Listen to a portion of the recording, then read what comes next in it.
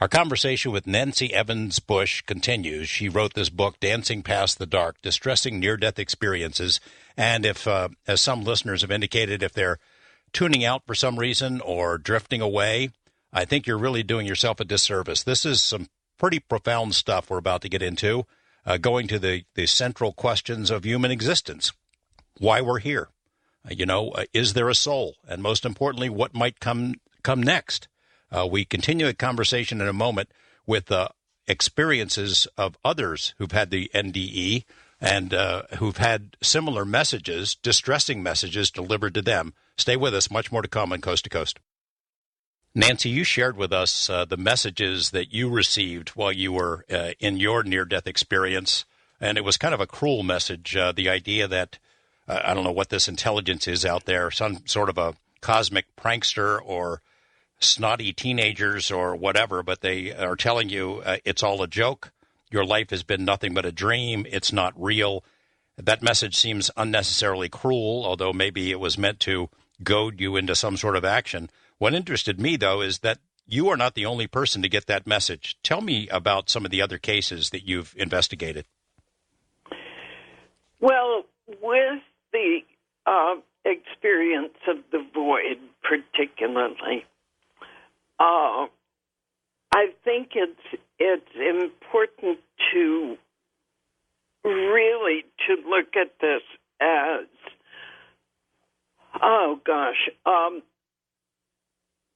let me go back to my own experience for a second.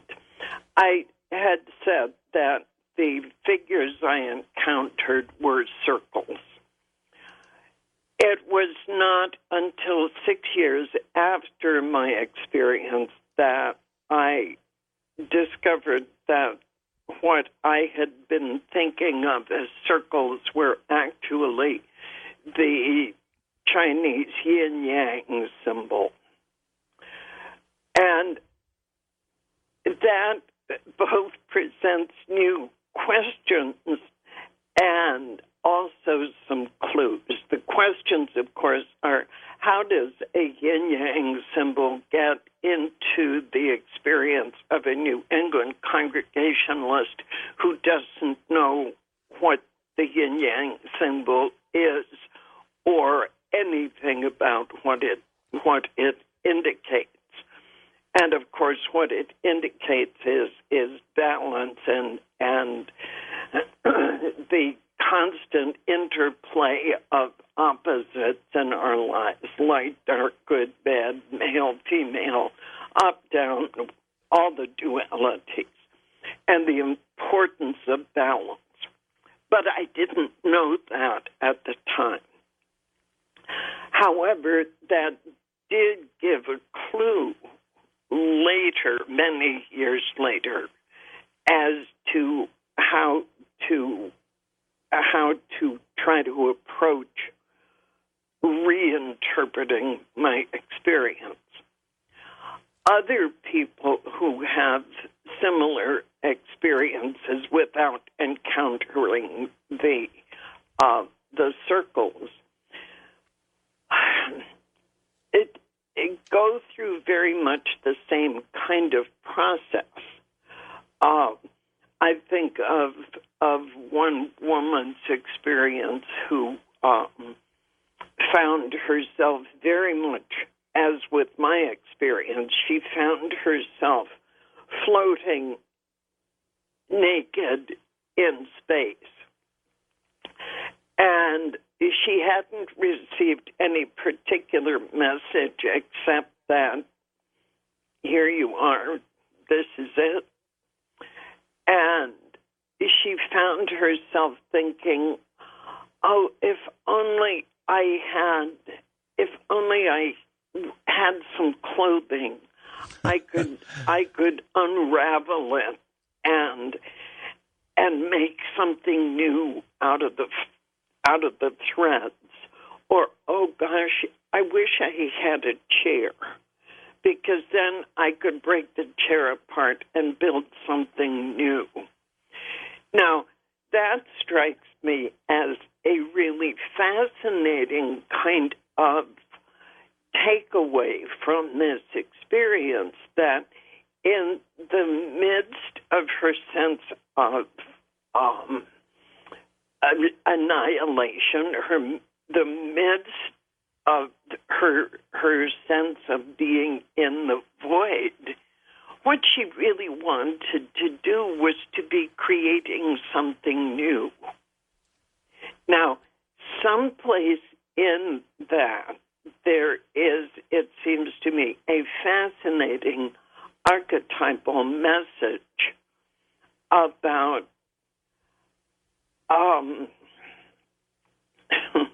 I guess about insisting that there be some kind of positive outcome. In the myth of the hero's journey, and I've said this in the book too, typically the classic hero's journey involves a scary encounter, journeying. There were monsters, there were dragons, there were terrible experiences.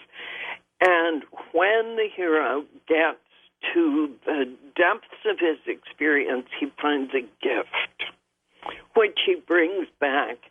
And whatever the gift is, the golden apple, the golden fleece, the pearl of great price, he brings it back and it helps save his people. Unfortunately, what we've done in our own Western retelling of this myth, we get as far as the demons, the dragons, the scary parts, and we say, you are being punished. And we leave it there. So we never tell people that they should keep going till they get to the gift. Now, the gift is sometimes, as I mentioned before, not quite what we hoped for. It doesn't bring us wealth and power and the stuff that our society tells us we're supposed to have. But as with the young woman wanting to continue being creative, I think it says enormous things about human spirit and about our capabilities to be more than we think we are. At least I certainly hope that's the case.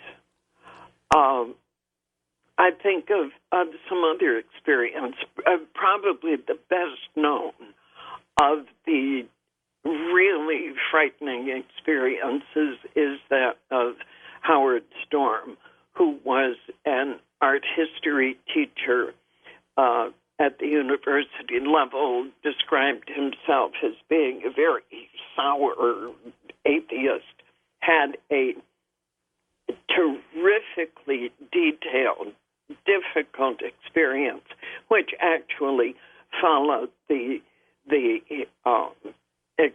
typical experience of the shamanic initiation. In Howard's experience, he felt himself being literally picked apart physically by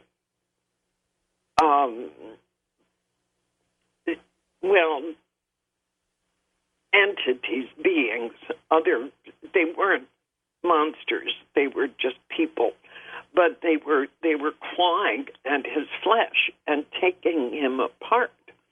Well, in the traditional shamanic experience, that of the medicine men, the holy men,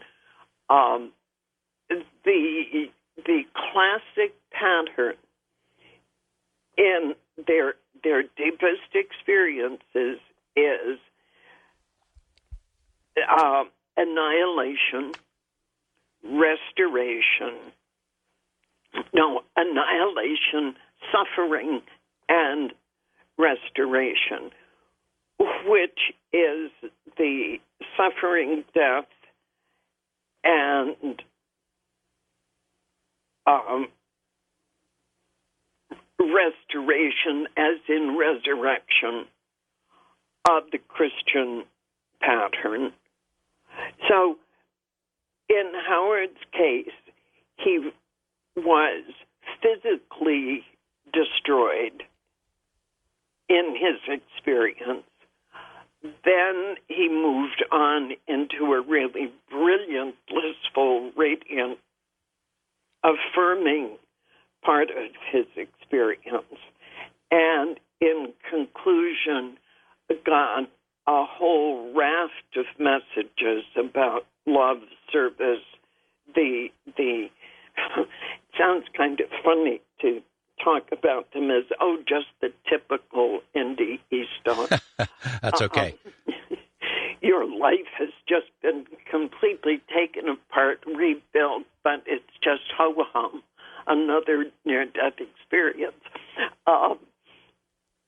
It is not surprising that Howard went on to go into the ministry because of the power of these messages, that there really is more than the physical world, that the values of the non-physical world are immensely important and vital in both its sense as life-giving and its sense of urgency. So he comes back, he takes this all and begins now giving it away in terms of the rest of his life. And this is fairly common. Well, as I mentioned when I started this question, is that you have found other cases like your own where people receive similar messages from these entities that were pretty nasty. I mean, nasty in the sense it's all a joke, it's all a dream, this is all there is. You could look at that as depressing. You could also look at it as sort of like what the coach yells at his players at halftime. You really screwed up there. You got to get back in there and do better. It's kind of a motivational speech. I mean, a lot of people, I would imagine, take it that way, change their life. Yeah. Yes, you're absolutely right. For a great many people, the experience is read as, oh my gosh, this is a warning. I have to really look at my life. There's something I need to change. Now, commonly that comes with the sense of, this is a warning, I'm going to hell when I die if I don't shape up. As one young man said, I came back, I turned my life around, I went to Bible college, and now I've taken my fear of death and given it to the Scriptures. So for him, his answer was to move into, as I mentioned before, the kind of religious community in which there are definite rules, regulations. If I change my life, I'll be okay. And for a great many people, this is the theme we hear over and over again. I thought I was going to hell, but now I've turned my life around, so I know I'm okay. Interestingly, very frequently, and as a matter of fact, almost always,